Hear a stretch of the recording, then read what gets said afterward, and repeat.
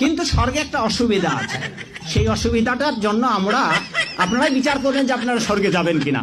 স্বর্গে, সঞ্জয় বাবু, স্বর্গে একটা অসুবিধা আছে, সেটা হচ্ছে কি, যে যেই পরিমাণ আপনার ক্ষুধা লাগবে স্বর্গের দেবতারা এই পরিমাণ আপনাকে খেতে দেবে না।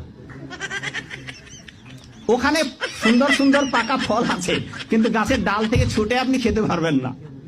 ক্ষুধার ঠেলায় আপনি জল খেতে যাবেন, ওই সরোবরে নদীতে যে স্রোতস্বিনী ধারা আছে, ওই জল আপনি হাতে উঠে খেতে পারবেন না। তো ওখানে যারা স্থায়ী দেবতা আছে, ওরা যা খাইতে দেবে আপনার তাই খেতে হবে, ফলে স্বর্গ শান্তি নেই। জান্নাতের সবচেয়ে বড় বিষয়টা কি? আল্লাহ পাককে আমরা এই চোখ দিয়ে দেখতে পারবো ইনশাআল্লাহ। জান্নাত মানে কি? যা ইচ্ছা তাই করতে পারবেন। জান্নাত মানে কি? আপনি চাচ্ছেন, আল্লাহ আমি এখন একটা খামর চাই, শরাব, আপনার সামনে হাজির, চিন্তা করার সাথে সাথে। জান্নাত মানে কি? আল্লাহ আমি আপনাকে দেখতে চাই, আল্লাহকে আপনি দেখতে পারবেন। জান্নাত